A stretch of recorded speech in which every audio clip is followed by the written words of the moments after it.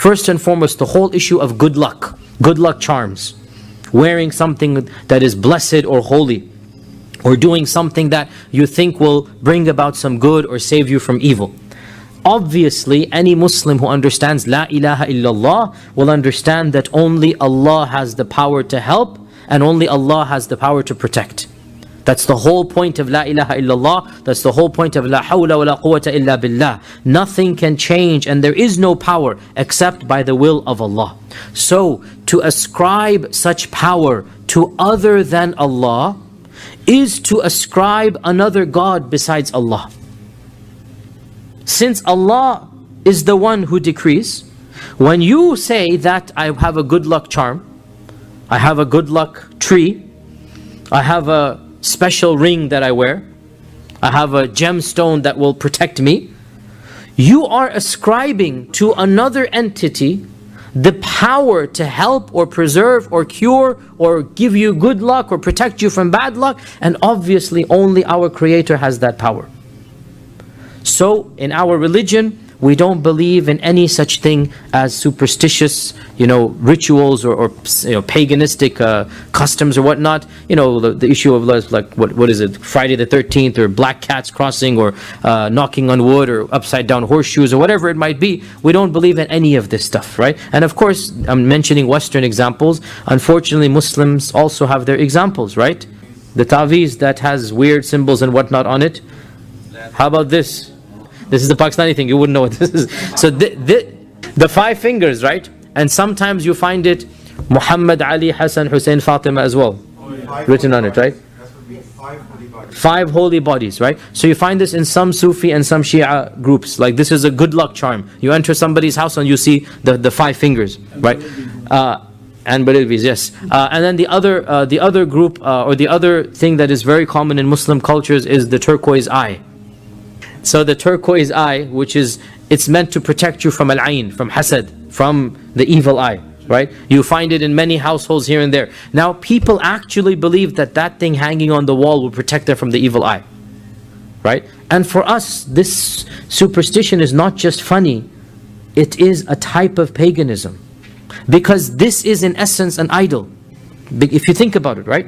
What is the purpose of hanging that structure that you think will protect you, you think will save you?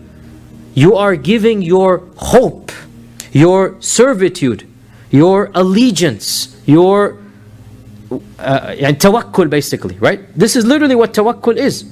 That your tawakkul becomes in that. And therefore, if something happens to that icon, what happens? You get worried. It's a bad omen now, right? Who's going to protect us now? You see? And therefore, this hadith clearly demonstrates evil omens and superstitions is no joke.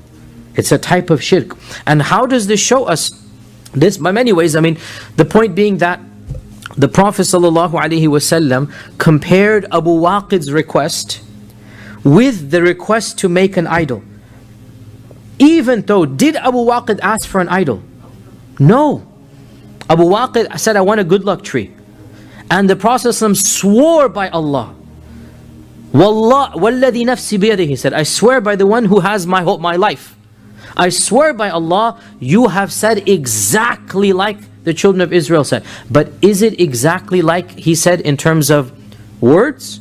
No, but he swore it's exactly like. Why? Because the essence or the meaning is exactly the same. You understand this point? The words are different, clearly. Abu Waqid is saying, I want a good luck tree. And the Bani Israel said that, the children of Israel said, we want an idol. They literally said, we want an idol like they have an idol.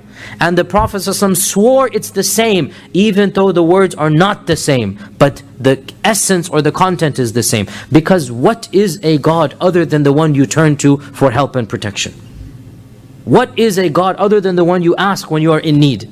So now if you have another icon, you have another being, you have another thing that you feel will help you, will protect you, therefore this becomes in essence an idol other than Allah subhanahu wa ta'ala. Now we've mentioned all of this. I have to put the footnote here that the Quran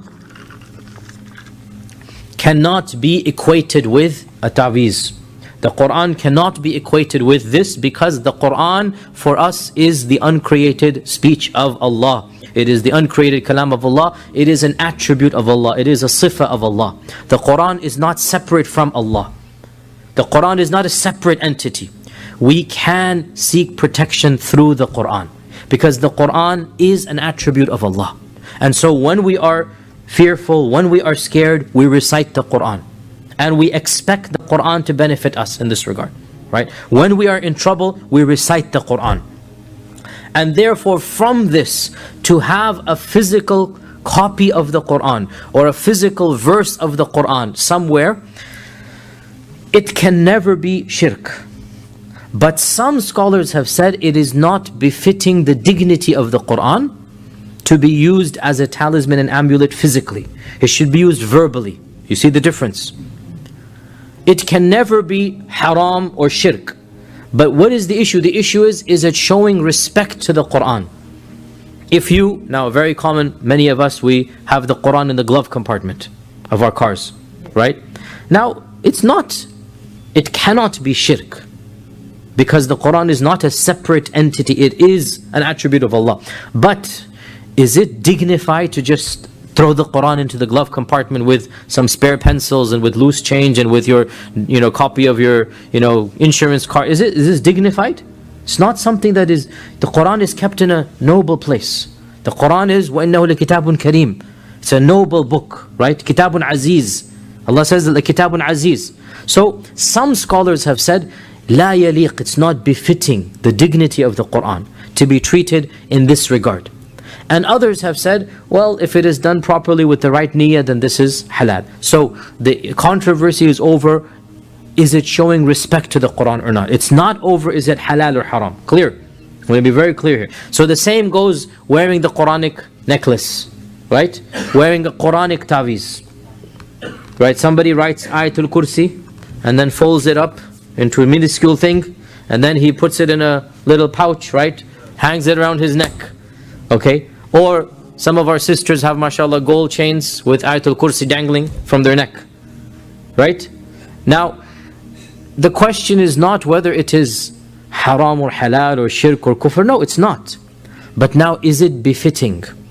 You have the Quran dangling from your neck. What are you going to do when you have to go to the restroom? What are you going to do? What are you going to do when you are committing sins and you have this dangling around your neck? Right? Is this befitting?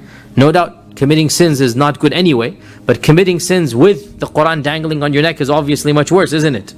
Right? What are you going to do if, relations with your spouse, what are you going to do? So, the question is therefore not haram or halal, the question is it showing dignity to the Quran? And in my humble opinion, we should not use the Quran as a physical talisman because of this. But if somebody wants to, and it's not his decision to do so, but at least we should remind him that this is not, just be careful. Because the Quran, we treat it holy. You know this. We treat the book in a holy manner. And we put it high on the shelf, and we have wudu when we touch it, and we always show respect to it because it is the attribute of Allah subhanahu wa ta'ala. Nonetheless, if somebody has Ayatul Kursi dangling from the rear view mirror, don't just snatch it away and say, La hawla wa la quwwata illa billah. No, calm down. It's alright. Maybe he'll say, I want to memorize Ayatul Kursi, so I have it there every time I start the car, which is actually a very good excuse out, right? I want to memorize Ayatul Kursi, so I'm having it dangling for the while, and then I'll take it off after I memorize it. But point being, this hadith has nothing to do with the Quran. This hadith has to do with other types of talismans and good luck and whatnot of this nature. What about putting on the wall? So the same thing applies. If you put it on the wall for barakah, no, so this is not barakah, this is for decoration then, right? So this is another issue. But the issue is if you put it on the wall for barakah, for barakah, we say the same thing, that it's not necessarily wrong. As long as you are showing respect and whatnot to it.